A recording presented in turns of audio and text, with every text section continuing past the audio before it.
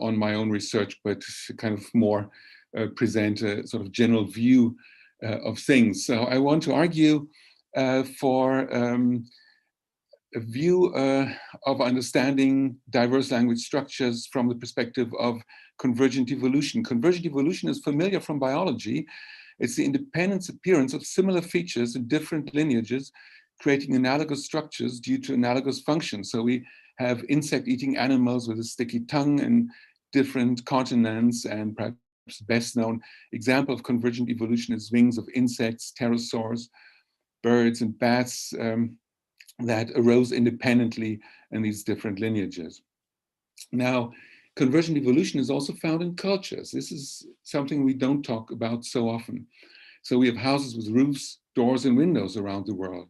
We have drums with membranes and cylinders on different continents, and they developed independently. We have no reason to think that there was a single invention of a drum, let alone of a house. The situation with linguistic structures is actually rather similar. So here's a map, the World Atlas of Language Structures, showing numeral bases. This is by Bernard Comrie. So we see that decimal systems are found in all continents, and vigesimal systems are also pretty widespread, and there's some hybrid cases, so the pink dots here.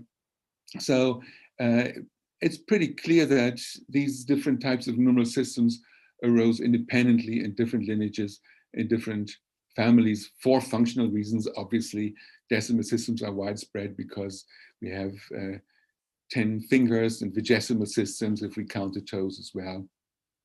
So these are very natural. When we look at grammar, things become a bit more complex, languages are more difficult to compare. But when we look at case marking, we find that nominative accusative case marking is also found in all continents, and it developed independently as far as we know.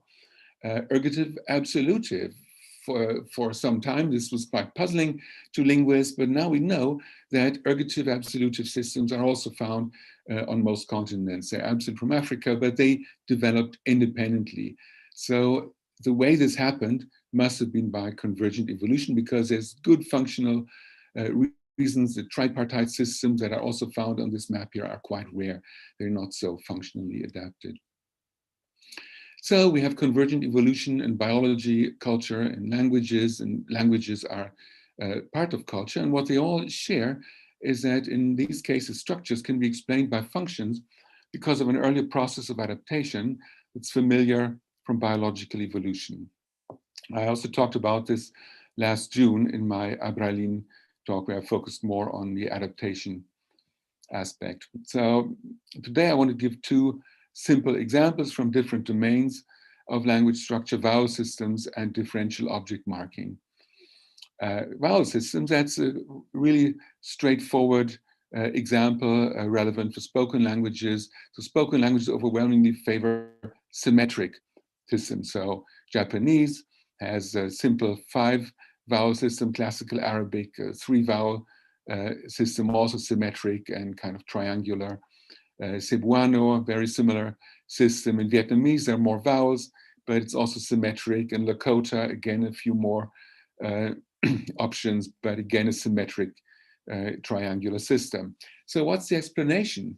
Well, phoneticians have agreed for quite some time that this is due to universal preference for dispersed systems, which offer an efficient trade-off between system complexity and clarity of perception. So if we had a vowel system that only has back vowels, like U or A, for example, that would not be efficient, because vowel space, the possible vowel space, would not be used in an efficient way. Differential object marking is from a very different domain of grammar that's also relevant to sign languages. It also can be explained as an efficient trade-off. So here's an example from Abruzzese, an Italo-Romance variety, where we find object marking only on first and second person pronouns. So viste a te, I've seen you. Me viste a vous, we've seen you plural, but not viste a Maria. So it's only first, second person objects, but not third-person objects that get the object marker a. The generalization is that when a language has differentiation flagging, so that's case marking or adpositional marking, depending on referential prominence, such as animacy, definiteness, or person, then the extra marking is on the referentially prominent object, so on the first, second person object here. Another example comes from Moro, a Heiban language of Sudan, where there's an accusative marker ng, as in kukung, here in example 2a. So that's found on person names, but not on non-humans. And also it's found only on topical person names, not on focused person names, as we see in 2b. So the conditions for differential object marking can sometimes be quite intricate, but they almost always, really overwhelmingly, in language after language, follow the referential prominence scale. And the explanation is that we find this extra marking because patients are typically non-prominent on these referential scales. So an efficient trade-off is provided by systems in which only atypical patients are marked. This has actually been known since the late 1970s. And I have a recent paper where I summarize the evidence and the explanation, but it's been known for quite a while. So the claim is that many general features of languages are due to convergent evolution. If we ignore this, then we may go wrong in a serious way. For example, by proposing explanations that may be technically appealing, but are very unlikely to be true in the literal sense. So if we kind of adopted a generative approach, as we see in this picture here, as in Mark Baker's book on case, where there's kind of complicated movement, C command, and universal feature structures. This particular picture is from a recent review in Baran and Kalin. Then we may be missing something really deep, because these sorts of explanations may be unnecessary because we have convergent evolution explanations. Okay, so after these two examples, I'll address 4 questions that I anticipate that some of you might ask. You might ask, language is culture, but isn't language a biocognitive phenomenon? You might ask, why evolution? Don't languages change rather than evolve? Or is language change really adaptive? Mostly seems to be random. And how does all this relate to usage-based approaches? Because after all, the general theme is language structure and language use. Okay, so before getting to these sections 4 through 7 of the talk, I want to briefly connect kind of my overall view of things with the other speakers. So kind of very roughly, Ted Gibson said, cross-linguistic tendencies can often be explained by information processing factors. I agree, but in addition, the explanation requires an evolutionary dimension. Adele Goldberg said, morphosyntactic structures are constructions, holistic form-meaning pairings.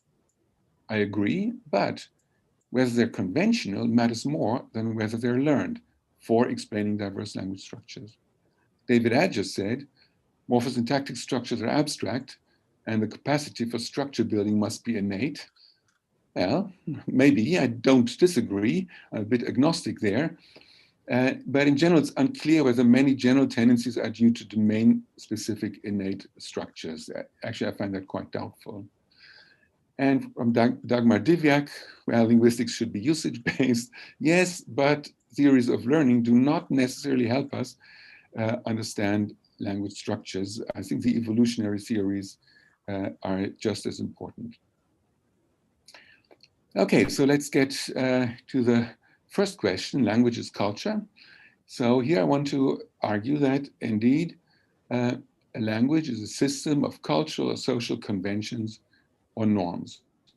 So knowledge of a language is knowledge of the conventions, plus of course a skill to apply the conventions fluently. Human groups have many social conventions. For example, how to prepare breakfast, how to give an academic lecture, how to dress for a business meeting, how to choose a political leader, how to play a game such as chess. All these social conventions evolve and differ across human groups. So, basically the same kinds of approaches, the same kind of explanations would be suitable for these. Now, social conventions do not play an important role in the rhetoric of cognitive or generative linguistics. So we read things like grammar should be thought of as a cognitive organization of one's experience with language, or from a generative textbook, languages are properties of individuals and they take on their individual properties due to the effects of experience on some initial state of the human language faculty. So, so this is about sort of individual people and their knowledge. It's social facts don't play such a role here. Another quotation from a widely used textbook from Kern et al. Children are not taught the rules explicitly, but must extract the rules from the language they hear around them, in effect reinventing the grammar of mature speakers. The impoverished input leads many linguists to believe that children are equipped with an innate blueprint for language. But knowledge of language cannot be acquired without conventions. So here there's no talk of any conventions. There's sort of language that children hear around them or presumably see around them. But children must also understand the conventionality of linguistic behavior, just as they must understand that breakfast obeys conventions, that board games obey conventions, and so on. I think this becomes particularly clear with children growing up in bilingual families, where, sort of there's all kinds of linguistic behaviors and they have to sort them out. Perhaps even more so in the case of bimodal bilingual development, where children hear some things and see some things, and they have to figure out which of these obey conventions, which of these obey sort of these kind of strict conventions that you shouldn't violate. It's just very odd if you don't obey them. Now, of course, some people have been extreme. Chomsky and others have even denied the possibility of studying language from a non-mentalist perspective. So they said mentalist perspective is the only thing. So in this textbook, Isaac and Rees, they say e-language, so as opposed to I-language, is an incoherent notion. The corpus is very often a collection of utterances produced by several speakers. Newspapers obviously represent the output of many individuals. So they argue against corpus linguistics, and Chomsky has said similar things. So all corpus linguists are very upset about statements of this kind. And now maybe what I will say will not make them very happy, but we can discuss that later. And I would say at least I-language, speakers' knowledge of a language, is not incoherent, but it's secondary. The primary phenomenon is the linguistic conventions of the community. And language use is also secondary, because without conventions, there can be no language use. So there can be no corpora. Conventions can exist without a community of native users. That's not frequent, but for example, we have the conventions of Latin or of classical Chinese that are taught. And native users can arise from a community of non-native users, as seen with modern Hebrew or Nicaraguan Sign Language. There are also native speakers of Esperanto, maybe even of Klingon. So it's possible to create conventions and then have a community of users only after that. Also, really importantly, the very possibility of language revitalization efforts depends on the premise that a language is a set of conventions, and that languages can exist independently of speakers. Instead of extinct languages, many people nowadays say that a language with no current speakers is dormant or sleeping. So the implication is, it doesn't mean that the language doesn't exist. It's just not used very much right now. It's kind of sleeping, but it can be revitalized, reawakened. So conventions are primary, knowledge of conventions and conventional language use are secondary. Also, I think an important point here is that acceptability judgments are judgments about social acceptability. They don't provide a way of looking inside our minds introspectively. Linguists often say that these judgments are kind of introspective judgments, as if we were looking inside our minds to see what our knowledge of language is. But I think what we're just considering is whether a particularly constructed form and expression of our language would be socially acceptable. So 2 weeks ago, David Adger said, everyone giving these Birmingham lectures agrees that a grammar is some kind of mental store of information, including basic bits plus ways of combining them. Well, I don't agree entirely, because that's just the knowledge of the grammar. So I think the grammar primarily is the conventions. Now, the social convention view of language systems also solves the problem of analytical indeterminacy. There's a famous 1934 paper by Yuan-Ren Zhao on the non-uniqueness of phonemic solutions of phonetic systems. In the 1930s, many phonologists worried about phonemic analyses, but from very early onwards, they realized that often there's indeterminacy. There's different ways in which the systems and the rules can be formulated. And I think this problem persists until nowadays, but actually, if several different analyses are possible, then all of them may be correct. Maybe different analyses for different speakers.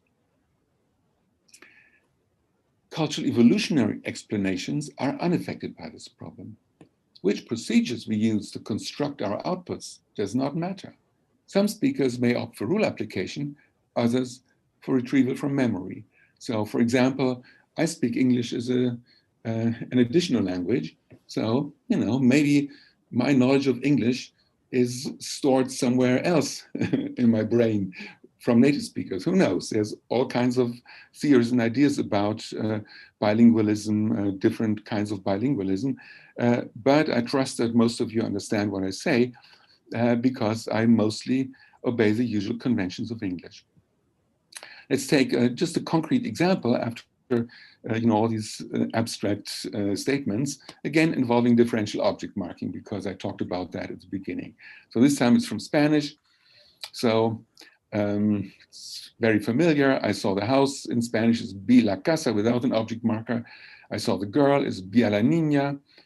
I gave money to the girl is le di dinero a la niña. So we actually use the object marker, the accusative marker, also for the recipient in Spanish. So what's going on here? Is that an accident? Or is there perhaps a macro construction covering both animate patients and ditransitive recipients? So there's a large literature about this, and linguists have wondered what's going on here. And this literature is kind of not exclusively generative or structuralist or cognitive or so. This really cross-cuts the different communities of linguists. I would say the answer does not matter for the cultural evolution explanation. It may be different for different speakers anyway. So some kind of more concrete speakers may just have two different prepositions, and other speakers may formulate a macro construction. But for the explanation, it doesn't really matter. Okay, next question. Why evolution? Don't languages change? Well, the parallel with biological evolution promises us a true understanding of adaptation. That's one reason for using evolution. Linguists have often noted that language structures look as if they're optimal, but the innateness perspective offers no good explanation of adaptiveness. So I think the kind of adaptive evolution perspective is much better here. But doesn't language evolution refer to something else, you might ask, to the evolution of the biological capacity for language? Well, no, evolution happens at several levels. So Fitch distinguishes between glossogenetic evolution, that's evolution of languages, and phylogenetic evolution, that's what I would call evolution of linguisticality. The term linguisticality can be used for the biological capacity for language so that we have a single term, on the analogy of musicality, the biological capacity for music. This idea is, very old. It's, not original, and just so happens that Charles Darwin's book, The Descent of Man, was published almost exactly 150 years ago in February 1871, when Darwin said language is an art like brewing or baking. It is certainly not a true instinct, for every language has to be learned. It differs, however, widely from all ordinary arts, for man has an instinctive tendency to speak or to use language, we would say nowadays, as we see in the babble of our young children. Maybe there's also sign language babble, right? So while no child has an instinctive tendency to brew, bake, or write. So there is this instinct, and Pinker said that human language is an instinct to acquire an art. And I think that's quite an apt characterization. I'm wondering, is this controversial? There was an interesting debate on Twitter with Adele Goldberg in 2019 when I said, well, there's a lot that's innately given, like human musicality, human linguisticality is a biological feature of our species. And then Adele asked, well, bilinguisticality, do you mean the capacity for language? If so, then would you also want to say that clothingicality is a biological feature of our species? What about clothing? That's also a universal attribute, it seems. Well, I don't know about clothing, maybe. And of course, like musicality, linguisticality consists of a range of components: recursive pattern formation, sound, sign recognition, communicative inferences, and so on. The precise roles of these components are not always clear, and we keep discussing these things. Goldberg 2008 suggested that we should call this the prerequisites for natural language. And the terminology doesn't really matter. Just think sometimes for Google searches. It's kind of nice to have a single term, and that's why I might sometimes create new words. So I think we need not disagree about the existence of a biological capacity for language. And a good way to move us forward would be to be aware of the pitfalls of terminology. So I'll say a bit more about this later. And it's particularly clear when you see one of the recent papers by Chomsky and colleagues, where they say generative grammar is a study of linguistic capacity as a component of human cognition. The term universal grammar is a label for this striking difference in cognitive capacity between us and them, the chimpanzees, or other non-humans. Now, that's really very confusing because we don't disagree about these things. So are we all generative grammarians? Do we all study universal grammar? That seems kind of not helpful. So I think, yes, language is a biocognitive phenomenon, but it's also a social phenomenon. And the formulation by Evans and Levinson that language is a biocultural hybrid, I think is really quite helpful. Maybe I would say that actually language is a biological phenomenon, while each particular language is a cultural phenomenon. Cultural phenomena are group specific, but biological phenomena are uniform across the species. Okay, the next question: is language change really adaptive, and how does adaptation happen? Actually, I think most change is random and non-adaptive. This is true both for biological change and for cultural change, including language change. Linguists are good at finding post hoc explanations for changes that satisfy them, but they do not have a good way of distinguishing correct explanations from wrong explanations. The evolutionary perspective here leads us to be cautious. Languages undergo drift, non-adaptive change all the time, just like biological species, and the selective pressures are not very high for most phenomena. So it's hard to see the selection effects in all the random change. But sometimes selective pressure is high. For example, when a long word increases its frequency in a short time. So hippopotamus amphibious can become hippo when the frequency of this concept increases dramatically in a short time after a strange animal becomes children's toy. Okay, so we cannot so easily explain language change in many cases because it's often random, but we can reverse the perspective. So how do adapted structures arise? So symmetric vowel systems, for example, we saw that there's good reason to think that they're adaptive. So how do they arise? Now let's just look at Old English or the history of English, where there were a lot of changes in the vowel system. So Old English mean became mine, ut became out, kutten became cut. So what happened to u? Similar with or e. Well, it's not that English doesn't have e and u anymore, because we have feet from feet, beat from beatan, mood from mode. It seems that all linguists agree that symmetric vowel systems that include e and u are desirable, and there's virtually no doubt that there's a selective pressure favoring systems with these vowels. But what exactly happened in the history of English remains unclear. After studying the vowel changes for over a century, linguists have not agreed yet. Is it a drag chain, a push chain? Which vowel change happened first and so on. So there's a long discussion about this, which has not been resolved. But on the other hand, it's clear that English wants a vowel system with E, U, something like E, O, and A. Let's look at differential object marking. How does this arise?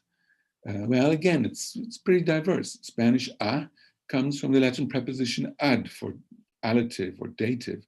The Russian accusative marker a comes from the genitive marker. The Afrikaans accusative marker from Dutch for. Batavia Creole kung from Portuguese com, which means with. Persian ra from Old Persian postposition meaning concerning. Sri Lanka Malay yang from the Malay relative marker. German accusative suffix n from a stem forming element. So there's really very diverse range of diachronic sources. And in German, the origin is really quite striking. It arose by abandoning the distinction in inanimate. So it was not that a new marker arose that occurs only on the prominent objects, but in medieval German, we had nominative accusative distinction both for ape and not, and nowadays we only have it for ape. And again, what exactly happened remains unclear, but the changes have yielded analogous results in many different languages, apparently due to the same selective pressure. So I would say that evidence of functional adaptation is not found in the changes themselves, but the changeability of linguistic conventions makes it possible for selective pressures to take effect. And multi-convergence, so diverse paths giving, yielding the same kinds of outcome, that is the evidence for adaptation. And I talked about this in this book, Explanation in Typology, that appeared with Language Science Press 2 years ago. So it's an open access book, as Jack mentioned. Okay, so finally, how does this relate to usage-based approaches? So now I'm going to finish with some reflections on functional and usage-based. As I promised earlier, kind of it's not just concepts like universal grammar and so on that I think about, but also, what is functional? What is usage-based? Functional analysis was originally the same as structural analysis and contrasted with historical analysis, because until the 1920s, most linguistics was historical linguistics. So it started with the Prague School, which really equated structural and functional linguistics. The idea was that linguistic elements are best understood as part of a system in which they fulfill a function, and not merely as the outcome of historical processes. But this idea is different from functional adaptive explanation. Functional structural analysis is possible outside of an evolutionary context, and it can occur in classical generative grammar. So, can have statements like VPs can function as targets for WH questions. That's a little bit maybe like physiology in biology, right? So you had physiology also in earlier biology when, kind of local functions were identified by biologists even without an evolutionary perspective. And in addition, functional analysis can mean analysis of a construction that focuses on the communicative function of the construction. But again, this can be part of generative grammar. There's some frameworks that have been called structural functional, like functional grammar, role and reference grammar, and a few others. I think they're not crucially different from generative grammar, except that sociologically, their practitioners have tended to associate with non-generativists. So this is why I prefer functional adaptive explanation or convergent evolution explanation for the explanation of general trends. And for analyses of particular languages, I would use a different term. Okay, finally, what are usage-based analyses? Dagmar Digak last week said, usage-based linguistics acknowledges that the language system emerges from use and is shaped by use with the influence of human cognitive abilities. So emerges from use and is shaped by use. But does this contrast in a crucial way with generative linguistics? We don't have David Adger with us today here, but still, I would like to think about it. Chomskyians assume that we have cognitive abilities and that the language system arises on the basis of the input. So in generative linguistics, you have input, emerge on the basis or arises from the input, shaped by use. Is that crucially different? Diese 2015 says that in the usage-based approach, grammar is an emergent phenomenon shaped by general psychological mechanisms. This contrasts sharply with the generative theory of grammar, in which the core of the language user's grammatical knowledge is assigned to a particular faculty of the mind, including innate categories and constraints that are exclusively needed for language. Now, this last point, it seems to me, is really the main distinguishing feature. Usage-based linguists do not assume that there are innate categories and constraints, that there's an innate blueprint for grammar, or in other words, there's no a priori assumption that the building blocks of grammar are natural kinds that exist in advance. So I find this idea that generative grammar has a natural kinds program kind of a better characterization of the difference between generative linguistics and kind of non-a priori linguistics. Now, I use the expression usage-based approach myself, even in the title in the 2004 paper. And at the time, 20 years ago, I followed my mentor, John Bybee. John Bybee, I think, coined this expression, usage-based linguistics, in 1995. And I'm really quite indebted to her. This picture shows me in 1989 when I was still an MA student. So I learned a lot from her. And I'm kind of really grateful also for her mentorship. And, you know, I thought a lot about her approach, which was kind of both kind of mentalist and typological. But now I would distinguish three different but compatible concepts. Convergent evolution explanations of cross-linguistic generalizations. So this is what interests me most, and also part of what Ted Gibson talked about in his lecture. Second, accounts of language acquisition and mental grammars that accord a central role to exemplar memory. This is what Del Goldberg and Dagmar Diviak talked about, and also what John Bybee's focus has been kind of more recently. And third, there's also accounts of language particular constructions in which general semantic and pragmatic concepts are central. That was also important in Ted Gibson's and Adele Goldberg's talk. But again, I think it's a different thing. In my own work on efficiency explanations of asymmetric coding in grammar, frequency of use has played a big role. The role is quite different from its role in exemplar memory accounts of mental grammars. So what I've said is that high frequency leads to greater predictability, and this then leads to shortness of coding. Okay, so I summarize. I have argued that many properties of language systems can be understood as cultural adaptations.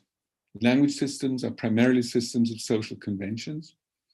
That cultural evolution of languages is an evolutionary process, but quite distinct from the evolution of the biological capacity for language. That multi-convergence via different pathways is indicative of functional adaptation, and that convergent evolution explanations are quite different from exemplar memory explanations and from semantic pragmatic explanations. Okay, that was it. So I should stop sharing. Thank you. That was wonderful. Thank you so much, Martin. That was great, and just a great way to kind of you know, wrap it up and I think maybe set up some stuff for some great conversation here. It was great how you tied into all of the talks from our speakers, and I'm really looking forward to see what they have to say and what the audience has to say. Can I just say quickly that audience, yeah, I see there's already one in the question and answer, so please do put some questions in there. Please do upvote them if you would like to see that question answered. And we can turn on mics here too, so we might try that out. But I'd like to first open it up to the panel and get some thoughts on this. It'd be great to hear what people think about how sort of Martin wrapped this up and how he framed your talks as well. Please. Bodo, jump in. Yeah, so mine is actually a little bit more of a follow-up question, or a comprehension question, because I try to understand your position exactly. So I love the focus on conventionality, and at times it seems that you contrasted this with the learnability story. So actually on your last slide, you said convergent evolution is one story and exemplar memory and memory is one set of explanations. And to me, these two seem very compatible with each other, because all else being equal, a convention is more learnable, will evolve in more different languages. So learnability seems, I mean, these are not mutually exclusive. And I want to understand whether you see them as mutually exclusive explanations or not. No, I don't see them as mutually exclusive. I sort of contrasted them in part because, in order to facilitate the discussion as is happening now, but also because I think there is a conceptual difference there, because some of the things that we see in the again and again in the world's languages may not have to do with easy learnability. So, it may be that, probably, I think the vowel systems, if you had a vowel system that only has U, O, and A, would that be harder to learn? I mean, it's kind of difficult to say. Presumably, if you carry out artificial language learning experiments, you would perhaps see an effect of that type. But I'm, a bit hesitant about how much we actually do learn from these artificial learning experiments, and otherwise, we can't really tell, because all languages really have these kinds of vowel systems, and I think there are really many cases where you wouldn't say that it's difficult to learn things. So, a language where every singular has an overt marker and the plural is always 0. So is that difficult to learn? I don't know. So I think there are many cases where the learnability should not differ, but it's kind of more adapted. But it may be a mixture, and it's probably a mixture, like so much. So the main purpose was to contrast the concepts. Yeah, actually, I mean, just on the point of the vowel systems, just one thing. So there's work by Bart de Boer, which has shown that actually in computational models, you can get the symmetrical vowel system purely from repeated interactions without learning. So that would actually sort of suit you in that case, in that the vowel systems seem to arise even if learning is put aside.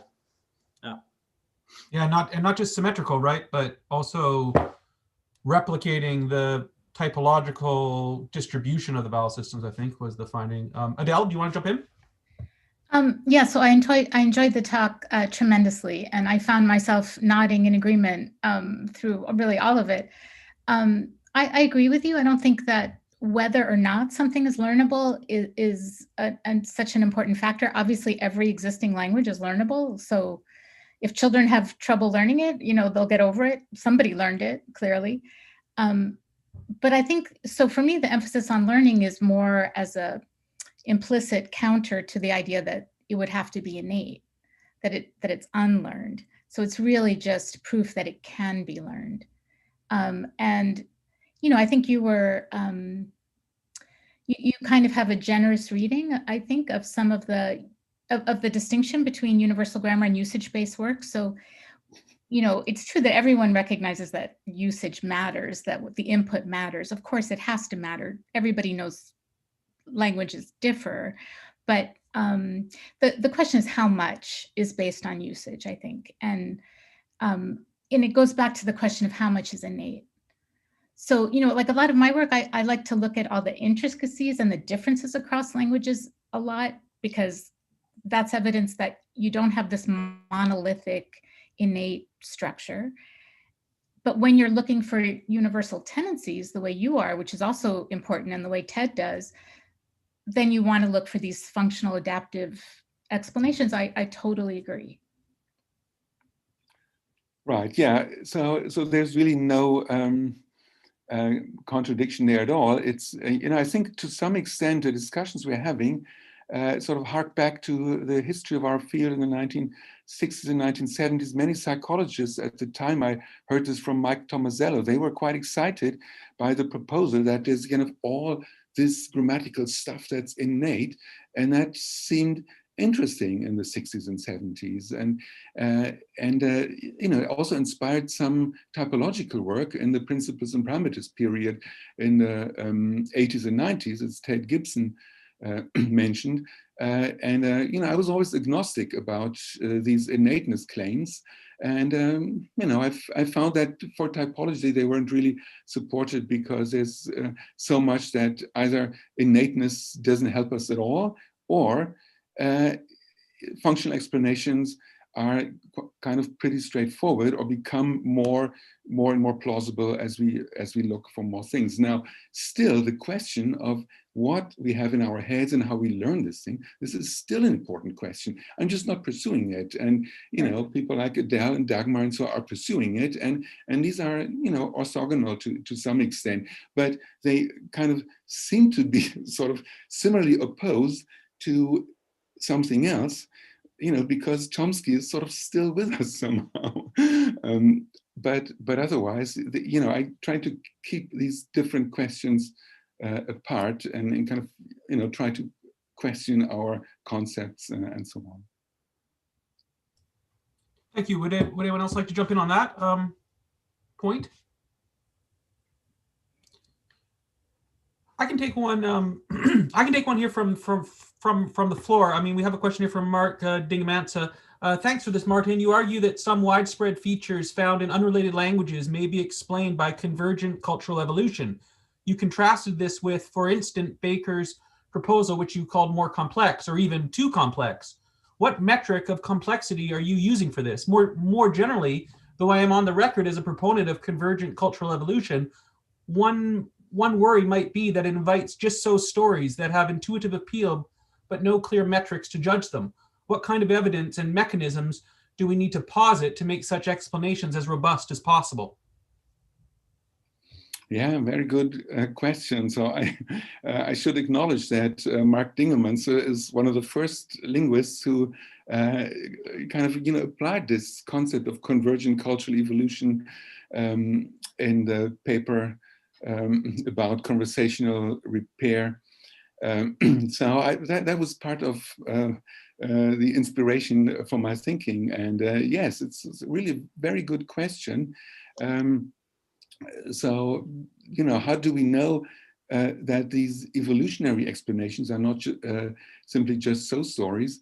I have no better answer than the general answer that is also given in evolutionary biology. Maybe I would point Mark and others to Daniel Nettles' article from 1999 on the difficulties of functionalism in biology and linguistics. That's a kind of fantastic article, which has almost never been cited or read by anyone, but it's really phenomenal, because Daniel Nettle points out that evolutionary biology also has these problems, and the term "just so" story, is a sign for this.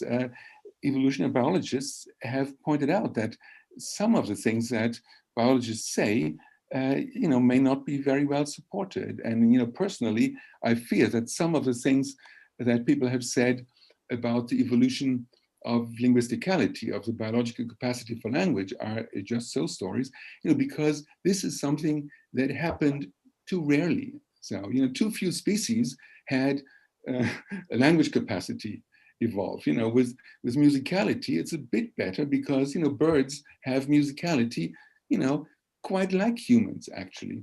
So, but it's still better with wings, because there's so many different types of creatures that have wings. So, whenever there's kind of this multi-convergence, kind of different lineages, then we can be much more sure about adaptive explanations. So that applies to biological explanations as well. And so for differential object marking, for example, the few examples that I gave, I think, show quite convincingly that this is not inherited from proto-world or so, as a skeptic might object. So it's these kinds of arguments. Thank you. Adele? Just real quick, I don't disagree with you. I think, we need evidence for functional explanations, but I would always take a functional explanation over no explanation. And that's what you get when you say, it's innate. It's not an explanation, it's just a stipulation. So a just-so story is better than nothing. And then you want to argue, maybe it's the wrong functional explanation, but. Right, exactly. I mean, also interestingly, I compared the functional explanation with the historical explanation, with the sort of this idea that has been around sort of the last 10, 15 years, that, maybe some of these worldwide trends actually are retentions from proto-world. 25 years ago, nobody would say that, but the last 10, 15 years, I've heard that argument, and it's kind of interesting. But of course, what you're saying is also right, that, if you just say this is innate, this is not an explanation, as long as there is not massive converging evidence for this. And this has not happened in generative grammar, unfortunately. Sometimes, if you believe in it hard enough, then you can see some convergence. So I was really intrigued, I must say, by the idea that Mark Baker had, that the word order differences have to do with case differences, right? So definite objects do tend to precede other materials, whereas indefinite objects do tend to follow, like adverbs, for example, right? So he was trying to connect the order difference between definite and indefinite objects with a case marking. So that was really an intriguing idea, and it looked like it might work, but it doesn't work, unfortunately.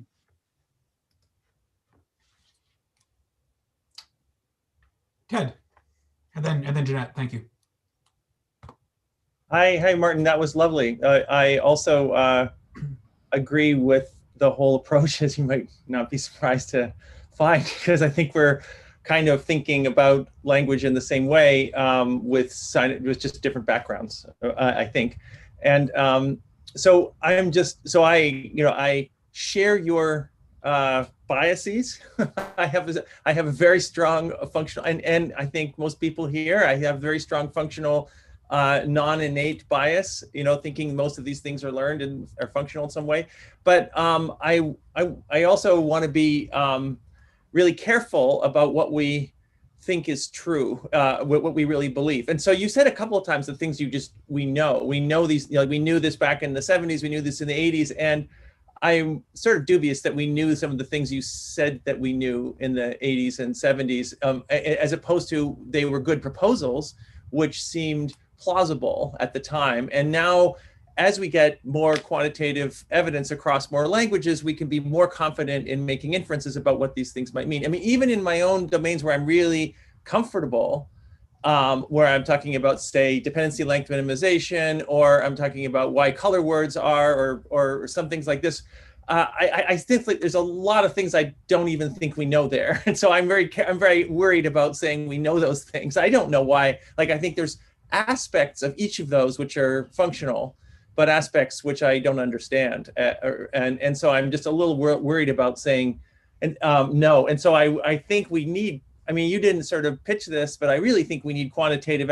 This sort of goes back to sort of Mark Dingman's question, I think implicitly is, I think we need, quantitative measures of complexity and, trade-offs, so the sort of information theoretic approach to this is kind of thinking of trade-offs between complexity of whatever that language is that we're using and accuracy and how well it gets across this, whatever the signal is that we want to get. And so we may find things are surprising in some ways when we, I'm not disagreeing with you, except for the use of knowing. I just kind of worry about saying we know things when I think we don't. Some of those things which you maybe, when you find generalizations and they look like they're exceptions, may actually fall out if you do the math somehow. I mean, that's what some of these people are trying to find out, if that's true or not. So just a detail here about one of those kinds. You talked about like frequency driving predictability, going to shortness of coding. And I mean, frequency and predictability aren't the same. And so, they're not exactly the same, right? Frequency is independent of context. Predictability is within context. You might find like that was kind of the whole point of, Steve Pantadosi's thing a while ago, is like you can do better if you do predictability rather than frequency. And so you might, and so, you asked me after my talk a few weeks ago, what does that predict in some ways? And I think the hard question there is, the reason we can measure predictability and we can measure frequency is we have these big corpora and we can measure that. in constructions and various more narrow features, we may not have the size of the data that we such that we can measure things like predictability in any good way. So I don't know if you have anything to say about that. It's more of a comment. I actually have, so respond to that. I actually have a question about something else. Maybe that's a comment. Wait, what do you think about that? Sorry. Do you? Yeah. So, you know, I agree with everything. I also agree that we shouldn't say no until we have still more robust evidence. Sort of, you know, my perspective, you know, as you said, we come sort of from different perspectives. My perspective is that of qualitative cross-linguistic grammar research. And what I found striking is sort of two things.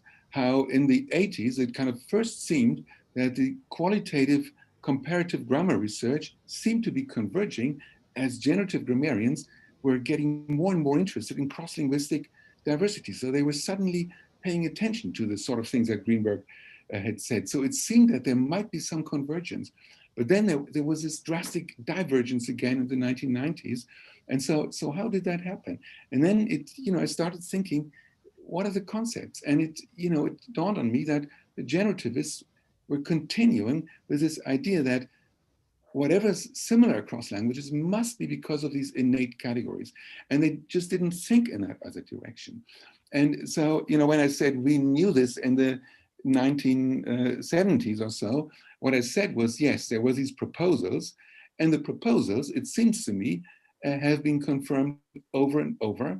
And sort of the same line of thinking that we had with Moravcsik 1978, who was actually my first teacher of typology in 1982. So she introduced me to this approach. She's my connection to Joseph Greenberg.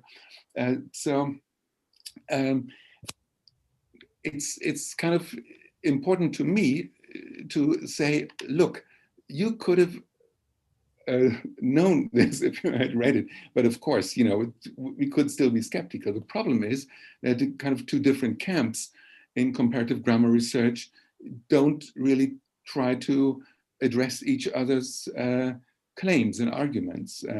So, I mean, in the Baran and Kalin volume, the most recent generative volume on differential object marking, the introduction mentions a functional explanation. So that's really to their credit. They don't overlook it, but they just juxtapose it, and they don't ask how they connect to each other. And that's kind of my concern. And yeah, of course, we kind of need more quantitative studies. So, sometimes I'm interested in these things that simply don't occur so often in languages. So singulative marking, for example, singulative marking is famous. It occurs in Arabic, in Welsh, in some other languages of East Africa, but it doesn't occur so much in other languages. So, but it still seems to be functionally motivated. So I don't know how to do a quantitative study there. Ed, do you have a follow-up? It's not really a yes. Second sorry. question. No, go ahead, please. Sorry. It's not really a follow-up. Thank you very much for. I mean, I really appreciate your approach for what it's worth. I mean, I really like your style, which is very calm and scientific, and I'll just leave it at that.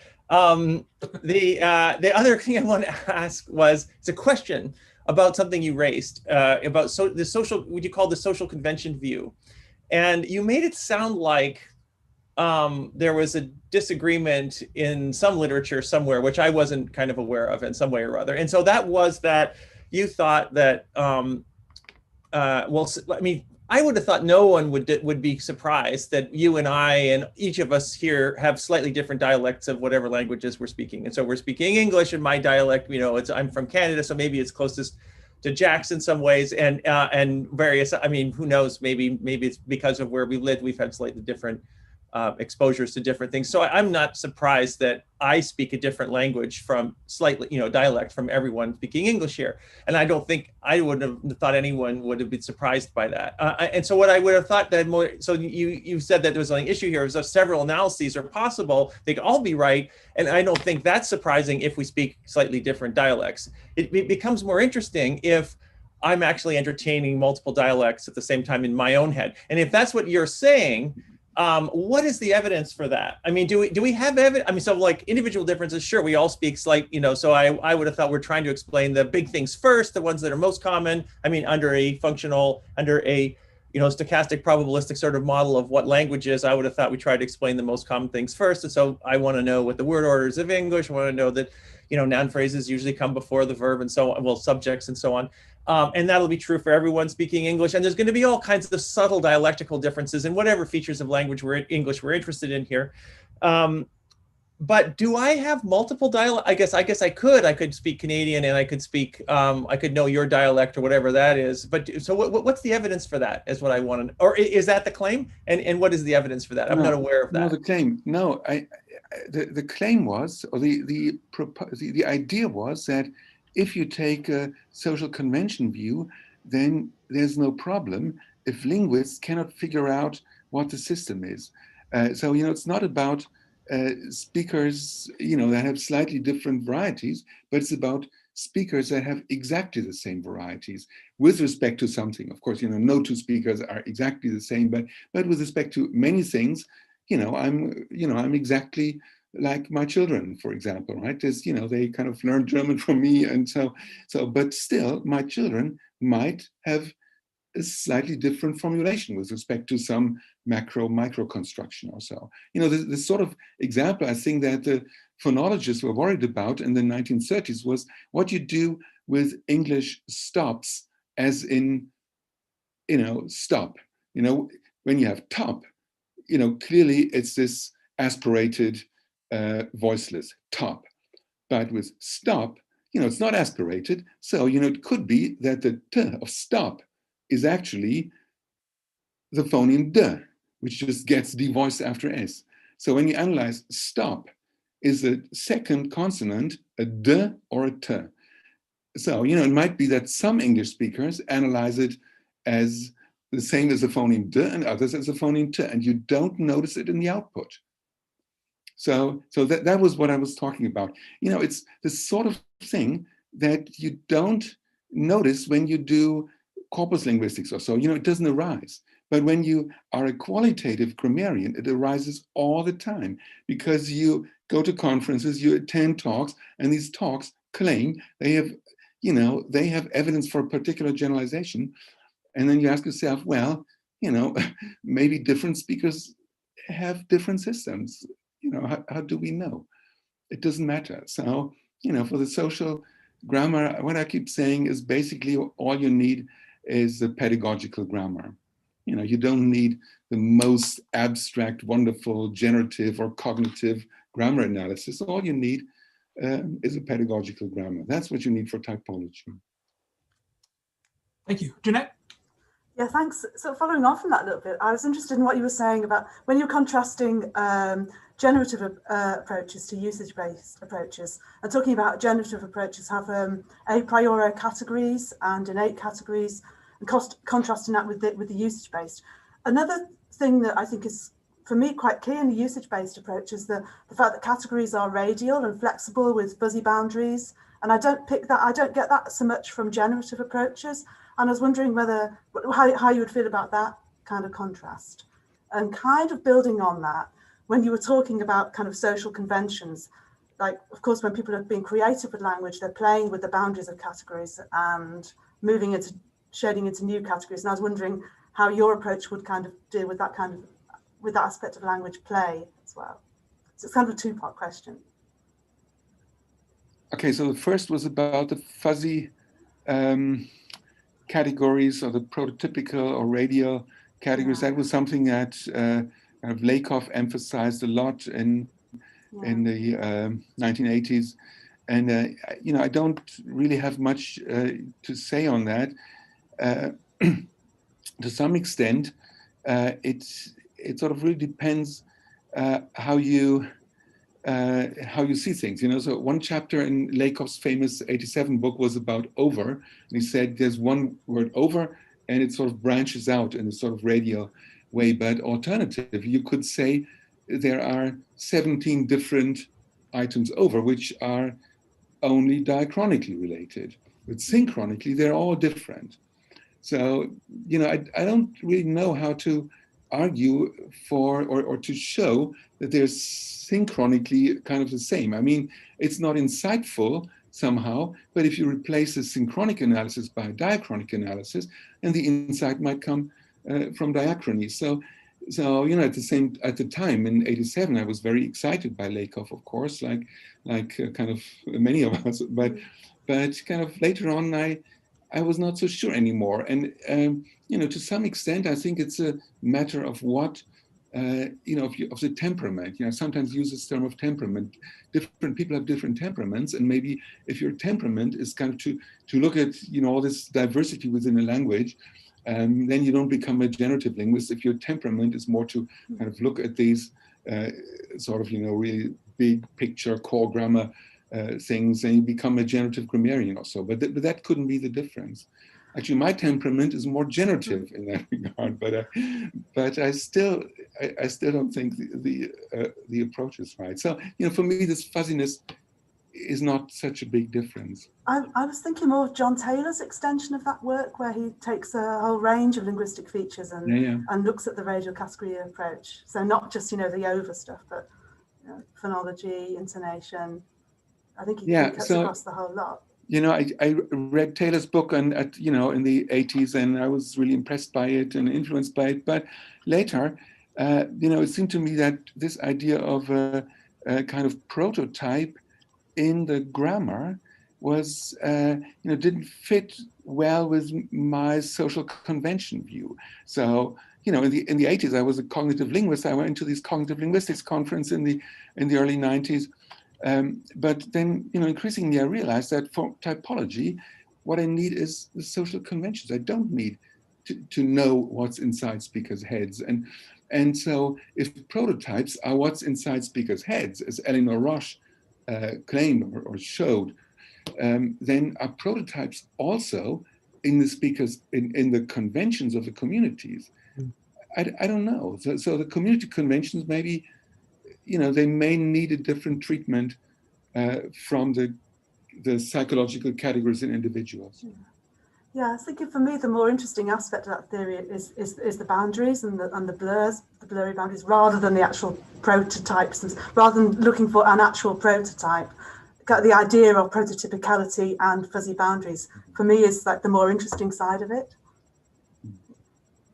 Sorry, can I jump in with a question from I think it's quite relevant here. So it's the top ranked question from Michael Israel of University of Maryland, I believe. And he asks, Martin, could you say a bit more about how you understand the notion of a convention? Conventions for you seem to be cultural and behavioral rather than psychological, so that multiple language users may follow the same convention while using distinct underlying unconscious analyses. So my question is, what is it that makes a recurring behavior, one found in multiple members of a community, count as an instance of convention following? Or is it enough just that multiple community members act the same way? How does the capacity for cultural learning and conventions relate to other human cognitive and or social capacities? Yeah, these are really excellent questions. Thanks a lot, Michael. And I think linguists should ponder them because you know, I think it's obvious that conventions are there. Some people would say, well, how do you know conventions are there? They're not real. What's real is language use, you know, because we can see and hear that. And what's real is mental grammars, because, you know, otherwise there could be no language use. But where are the conventions? Where's their locus? So, you know, there's actually a large philosophical literature about this, a famous 1969 book by Lewis on convention, and I haven't read that literature and I haven't thought much about it. It just seems to me that it's clear that, you know, it's not just that people often behave in analogous ways, but also that, you know, we can distinguish between conventions and non-conventional cases of people behaving in analogous ways. So, you know, when, you know, you somehow, you know, hear a loud sound outside, then, you know, people will look outside the window, but that's not for conventional reasons. It's kind of uniform behavior because, you know, many people, you know, hearing people at least will wonder what was going on. I guess the convention would be to ignore it, I suppose, right? Yeah. So what actually constitutes conventional behavior? I don't have any deep insights or thoughts about this. It just seems to me that the general intuition that some things conform to the convention, other things do not. So, for some people, preparing breakfast, for example, if there's no egg as a breakfast, it's not a well-formed breakfast, right? So it's, it's a little bit like a English sentence lacking a definite article, right? So some things simply have to be there. And if they're not there, then there's a problem. But what kind of problem that is, I don't have a deep insight, but thanks a lot, Michael, for that question. We should work on that question. We have another question. I think we have like some convergence here. So we have Adam with a question, and I think Andrea Nini from University of Manchester has a similar question. So maybe Adam can just kind of take that one on and ask both. Yes, so it was very similar to Andrea Nini's question. So the relationship for sociolinguistic motivations for sound changes, for example, and how that fits into your ideas. So, for example, it's really quite striking when you're looking at, for example, borders between countries. So, for example, in the northern part of the United States, there's this vowel shift happening, which is called the Northern Cities Vowel Shift. It's been well documented. And yet, correct me if I'm wrong, Jack, but just across the border in Canada, this is not happening, right? Canadian English vowel shift heading in a different direction from what you get there. If you look at language change up in the border between England and Scotland, you see different things happening there. So obviously there's a role, I think, in your model for how language adapts to, like, I think we have to think beyond the kind of referential meaning between the communicative function of language as being only referential. It's also social. So the way you speak indexes who you are. I think it's really interesting. We might have the chicken and egg situation you talked about with vowel shifts. We might have something like that happening in Australian English right now, because generally we don't have regional differences in vowels in Australian English varieties, but one vowel in one position is starting to change in Melbourne. And probably I forecast that lots of the vowels will begin to shift in Melbourne and not in my hometown, Sydney, because there's very strong local identities. So it may be that, you've just got one vowel shifting in one position. So you're getting a trap dress merger before L. That's all that's happening right now in Melbourne English. You're getting a trap dress merger just before L. And it may happen that trap dress merger spreads out to other phonetic environments. And then this becomes noticed as a way of speaking that's very Melbourne, and it might start, triggering a whole vowel shift. So I'm just wondering, like Nini, what's the place for these kind of social meaning in your adaptation model? Yeah, good question. Actually, so far, there's no place for it. It's orthogonal in the same way as the learning is also orthogonal, because all I talked about was functional adaptation, and I didn't talk about social selective pressures. So I talked about these functional selective pressures, and I think Bill Croft has written the best things about this in his book from 2000. It's 20 years old now, explaining language change. I think in a way he overdid it, because he said that, while in biological evolution, we have both functional selection and sexual selection.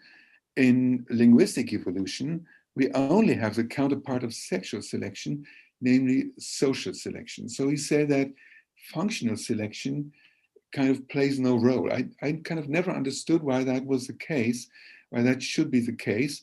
So, I think actually there's a lot of social selection. So what you're talking about is, evolutionary processes with social selective factors. And I haven't thought much about them because I'm a worldwide typologist. And for worldwide typology, everything is so different that you're happy whenever something is a bit similar. And I'm asking to what extent these similarities are driven by functional selection. And I think to a substantial extent, to a great extent than people have often thought. But within languages, the diversity, the dialectal diversity or so, I think for that, probably the idea of social selection is productive, and that may have analogs also in biological evolution, but I can't say more about that. Yeah, I mean, I think it's interesting, right? Because you also get functional selection. I mean, there's been lots of research showing, like, say, how scientific writing has changed over time, and it's been and that the forms that have emerged over time, that have evolved over time, have clearly been selected for their function, right? And you can even see, like, just in Zoom, right? Like, just in Zoom conversations, how we've gotten better at them over time, even here. And that's not just some kind of social selection, that's a functional selection. And I think once we zoom in on these contexts, which always seemed to be what missed in Croft's book, was that there was never any discussion of contextual variation, really, in terms of situation, then maybe that becomes a bit more apparent. Sorry, I think we have a question from Dagmar I'd love to take. Thank you. Martin. Yeah, hi. Thanks for your talk. I really like how you question things. I have one comment and one question. The comment is, as also someone said in the audience, to me, all of these approaches are really complementary rather than, orthogonal in a sense, but complementary in that they give us different views on a very complex phenomenon. And the question I wanted to ask you is somehow related to that. So most of the typologists I know are people who know a lot about linguistic theories, but don't subscribe to any one of them. I don't know whether that's the case for you too. And I wanted to ask, what do you see the role of theory is in linguistics? And, we are all, half of us say subscribe to theories.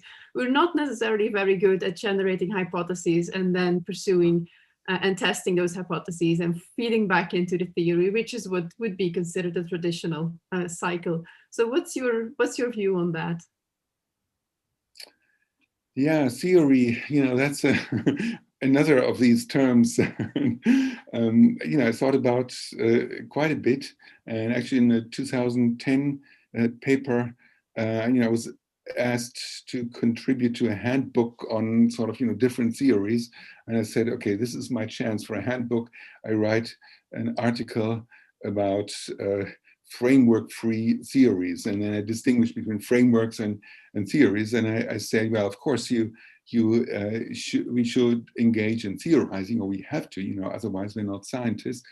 But we shouldn't equate theories with frameworks, or if we equate theories with frameworks, then we should be very clear about this. And in generative linguistics, there isn't really any clarity about this. So in the classical principles and parameters in the 1980s and 1990s, people were often pretty clear that they said, it's kind of these categories, these features, these architectures, these kinds of movement processes and so on. All of this is innate.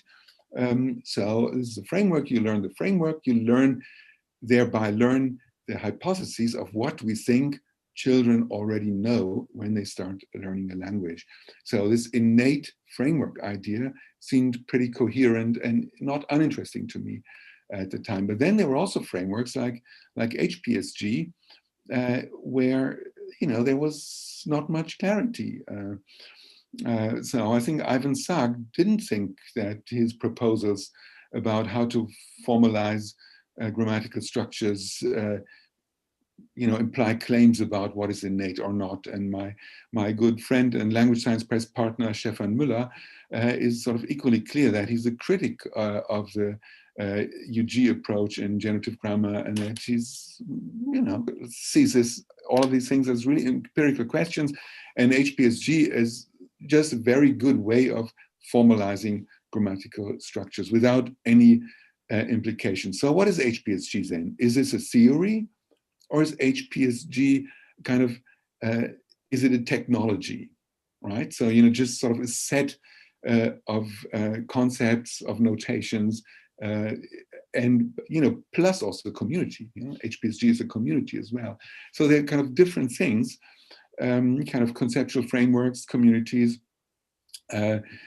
ideas that we tend to conflate by using the term theory. And I think we should be aware of this and perhaps avoid it. So I have started using the term efficiency theory of asymmetric coding. So that's a theory that I'm pursuing now, and that I think has one of its hypotheses that follow from it, the differential object marking, but then also many other things, singular, plural, asymmetries, and so on, follow from the efficiency theory of asymmetric coding. And, that's kind of a very small sub-theory, and, kind of overall theories, I think I would avoid expressions like usage-based theory or generative theory or so. I don't think such terms help us much. Okay, thanks. I take another question from the floor. I think this is a good one that kind of, kind of encapsulates or gives you a chance to maybe speak on the general theme even more. It's from Tom Scott Phillips. He says, "Thank you, Martin, for a super talk. I agree strongly with the main thrust." He says, "You said in response to Chomsky that language is a biological phenomenon, while each language is a cultural phenomenon. Would you be willing to go broader and say that a capacity for communication is a biological phenomenon, while each language is cultural? That might allow space for graded differences with quasi and non-linguistic communicative phenomena." And actually, maybe Gerardo's point is relevant here too. He's asking, Gerardo Ortega from our department, he's just asking, or he says that Martin's talk reminds me of the literature on silent gesture, which we find that regardless of the native language and culture, gestures come up with similar strategies to represent concepts in silent gesture. Could you speak on that, on either of those points, or together? Thank you. Yeah, I haven't thought much about gesture, and I don't know the literature there, but sure. Communication is broader than language, and it's very interesting to study communication. I don't think I want to really elaborate on this, because the delimitation is really not obvious. I must say, when I wrote this linguisticality paper, I was quite influenced by Tecumseh Fitch, who wrote a beautiful paper on musicality, which had said all the right things. It said, music is universal, but musics are different in different cultures. It's kind of like language. So what is the basis for this universality of music? Well, he says that's musicality, the universal ability to enjoy and produce music. Well, and again, that's like linguisticality. And so Fitch said, well, this is a basis for biomusicology. Musicality is a biological phenomenon. But if you're a biomusicologist, you shouldn't ignore that the different musics are kind of different cultural manifestations of this, and that they kind of diffuse and that they change over time and so on, just as with languages. I thought, after reading that paper, Fitch is kind of sort of, associated with Chomsky and so on, but he said all these very reasonable things. And I thought, maybe that could be a basis for kind of connecting more broadly to, also biolinguists, for example, because, clearly there is a biological component. Now, how exactly you define musicality? Do birds have this biological attribute of musicality? That's a question I haven't thought much about. It's not my field. But it's similar to the question of how do you define a wing, for example, right? In order to argue that wings have evolved convergently, you have to have a definition of wing. So how you define these attributes that you think have evolved convergently, that's an interesting question, and I can't say more about this at this point. Any last thoughts from the panel? Maybe, does anyone have anything they'd like to add in, or a question they'd like to ask? A quick one, maybe? Please, Adele, yes. So I think given your focus on conventionality, I think there's a natural explanation for why a difference between humans and other primates exactly on the dimension of conventionality, and that is that we do follow arbitrary conventions of our species. That's what allows for culture and language, and chimps don't. So, I don't know why we need to assume anything else is innate. That in itself would differentiate us from chimps. Yeah, so maybe it's really the main thing that needs to be explained is the evolution of human conventionality, and language is sort of just one of the various cultural things, and it's sort of feeling that culture is extremely important. That is there even in the absence of much language. So, when you don't need language so much, like if you go to a foreign country where, things seem to be okay, some things are very similar, but then it strikes you in a foreign country that some things are just ill-formed in your own culture. So culture is just this really amazing thing that seems to be very peculiar to humans. I mean, other species also have culture, but not in this massive way as we do. And conventionality, I don't know if they have conventionality, but yeah, it would be interesting to pursue this. That seems to me like a great place to wrap up the series, really. I'd like to thank everyone. I'd like to thank all the speakers, of course. I really appreciate everyone's participation. Martin and Adele are the last two standing from outside of Birmingham. Dagmar, of course. Ted just had to run off to teach. But we really appreciate your engagement with this. We appreciate you guys sticking around and making this discussion period so good. I'd like to really thank my colleagues, Adam, Bodo, Jeanette. Well, Dagmar is sort of doing double duty here, so I really appreciate you guys all being here. Very much like to thank the accessibility team. So both the interpreters, well, we have actually 3 here today, so that's great. Chris is just here in the audience. We have Mark and yes, that's great. And Naomi, we have the clear text transcription team. I'd also like to say thanks to Matt Cluley, who had to jump out, but he's been behind the scene making all this work. And I think maybe also a special thanks to Michael Pryor for doing all of his great live tweeting. That's really been appreciated. Yes. Yes, yeah, been great. And then just to the audience in general, thank you so much for all your participation. I do see we have a question that didn't get answered, but which was, are we going to do this again? And I think we might well, but we're going to take a little break here. It's quite a schedule. Yes? Well, on behalf of everyone else, I want to thank you, Jack, because you've really laid on this and you've done a lot of work. So thank you so much for taking the lead on this. Thank you. I appreciate that, Adam. Thank you, guys. But please stay tuned. We will, if there's another round, we will be posting it online, and we'll be on Twitter and everything else. So I'd like to especially thank Martin though for today. That was great. I really appreciate the wrap up. It was really well timed and timely, and I appreciate that greatly. Yeah. Thank you, everyone. Thank you. Bye. Thank you. Bye. See you online. Bye. Bye, everyone. Thank you so much for coming.